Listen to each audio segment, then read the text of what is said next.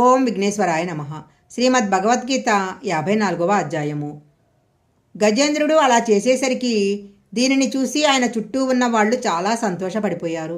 అందరూ సరోవరంలో దిగి నీళ్లు తాగేస్తున్నారు, చిమ్మేస్తున్నారు, తొండంతో కొట్టేస్తున్నారు, కనపడిన చిన్న మొసళ్లను తొక్కి చంపేస్తున్నారు. పావుగంట అయ్యేసరికి నీరంతా బురదైపోయి అంతా కల్మషం అయిపోయింది. ఇంత అల్లరి చేస్తుంటే, ఇన్ని ప్రాణులు చచ్చిపోతుంటే ఒకరు చూశారు. గ్రహణంలో సూర్యుడిని పట్టినట్లు ఆ నీటిలో ఉన్న ఒక పెద్ద ముసలి చూసింది. ఈ ఏనుగులు చాలా అల్లరి చేస్తున్నాయి. ఈ అల్లరికి ఈ నాయక ఏనుగే ప్రధాన కారణము. దీనిని పట్టుకోవాలి అని తలపైకెత్తి చూసింది. బుగబుగమనే చప్పుళ్లతో పెద్ద పెద్ద బుడగలను పుట్టించి నీటిని జమ్మి తోకతో కొట్టి దూరం నుంచి చూసి నీటిలో మునిగి ఏనుగు కాలు ఎక్కడ ఉంటుందో పట్టేసుకుంది. ముసలి నీటి అడుగు నుంచి పట్టుకోవడం అంటే సంసారం ఇంద్రియాలు పట్టుకోవటం ఒక లక్షణము. కాలం నడిచి వెళ్ళిపోతుంటుంది.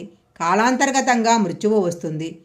అప్పుడు మృత్యువు కాలును పట్టిందంటే ఇక కదలడు, పట్టు విడిపించుకుందామని చూస్తుంది. ఇప్పుడు మిగిలిన కోరికలన్నింటినీ పక్కన పెట్టేసినట్టయితే ఏనుగుకు ఉన్న కోరిక ఒక్కటే. ఆ మొసలి పట్టు తప్పించుకొని గట్టు ఎక్కేద్దామని ఏనుగు చూస్తుంది. ఏనుగు గట్టెక్కకుండా నీళ్లలోకి లాగేద్దామని మొసలి చూస్తుంది. అప్పుడు గజరాజుతో కూడి ఉన్న మిగిలిన పరివారం ఏం చేస్తున్నారంటే, మకరితోడ బోరు మాతంగా విభుని ఒక్కరును దించి పోవగాళ్ళు రాక కోరి చూచుచుండే గుంజరీ యోదంబు మగలు దగలుగారే మగువులకును. ఈ పద్యం ఒకటి రోజు స్మరణ చేసుకుంటే చాలు, వైరాగ్యం వస్తుంది. ఆయన మాతంగ విభుడు, గొప్ప ఏనుగు. ఆయన నీళ్లలో యుద్ధం మొదలుపెట్టినప్పుడు ఒడ్డున చాలామంది ఉన్నారు. కానీ వీళ్ళందరూ రాజుగారు యుద్ధంలో నెగ్గి బయటికి వచ్చేస్తాడని గట్టు మీద ఉండి చూస్తున్నారు. గజేంద్రుడు అలా ఎంతకాలం యుద్ధం చేశాడంటే 1000 ఏళ్ళు యుద్ధం చేశాడు. అలా పట్టుకున్న మొసలి పట్టు తప్పుకోలేక ఏనుగు అనుకుంటుంది, ఈ భూమి మీద ఉంటే నాకు బలము. నిష్కారణంగా నీళ్లలో ప్రవేశించాను. ఈ నీళ్లలోకి ప్రవేశించిన తరువాత నావారనుకున్న వారందరూ వెళ్ళిపోయారు. ఒక్కడినే సరోవరంలో నిలబడిపోయాను. ఇప్పుడు నన్ను రక్షించేవారెవరు అనుకుంటుండగా ఏనుగుకు ఒక ఆలోచన వచ్చింది.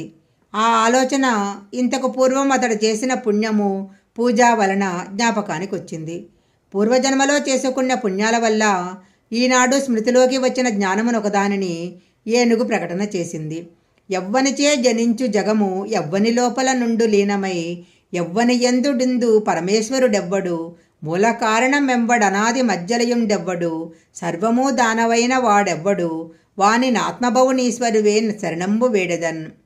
ఎవరు సృష్టికర్తో, ఎవరు ప్రళయకర్తో, లోకాలన్నిటినీ ఎవరు సృష్టించారో, ఎవరి యందు లోకాలున్నాయో, ఎవరి యందు లోకాలు లయమైపోతున్నాయో, ఎవరి మాయచేత ఇది జగత్తుగా కనపడుతుందో అలాంటి వాడు నన్ను రక్షించాలి అని స్తోత్రం చేసింది.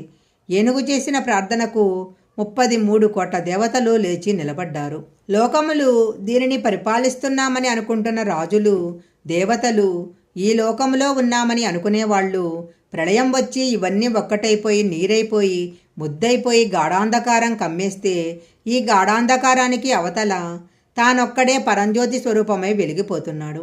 ఎలాంటి మహాపురుషుడైన వాడు తానొక్కడే ఉండి అనేకులుగా కనపడుతున్న వాడెవడో, అలాంటి వాడిని ఎవరూ స్తుతి చేయలేరో, ఆయన చేసే పనులను ఎవరు గుర్తుపట్టలేరో, ఎవరు చెప్పలేదు, అలాంటి వాడు నన్ను రక్షించుగాక.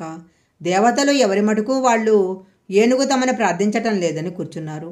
దేవతలలా కూర్చోటంలో ఒక రహస్యం ఉంది. ఇప్పుడు ఏనుగు అడుగుతున్నది రక్షణ. మొసలిని చంపి రక్షించాలి అంటే రక్షణ చేసేవాడు స్థితికారుడై ఉండాలి. స్థితికారుడు శ్రీ మహావిష్ణువు. అందులో రక్షణ అంతర్లీనంగా ఉంది. అందువలన దేవతలు ఎవరి మానాన వాళ్ళు కూర్చున్నారు. ఏనుగు ఎంత స్తోత్రం చేసినా భగవంతుడు ఎందుకు రాలేదు? ఏనుగు ఇన్ని చెప్పి చివర ఒక మాట అంది.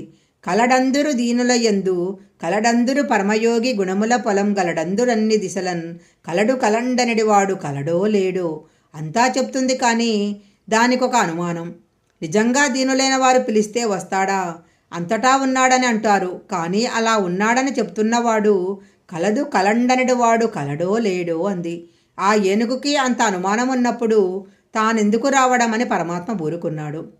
లావకింతయు లేదు ధైర్యము విలోలంబయ్యే ప్రాణంబులను టావులు తప్పెన్ మూర్ఛ వచ్చే ధనువున్ తప్పెన్ శ్రమంబయ్యడెన్ నీవే తప్ప నిత్యపర బెరుంగ మన్నింపదగున్ దీనునిన్ రావే ఈశ్వర కావవే వరదా సంరక్షింపు భద్రాత్మక.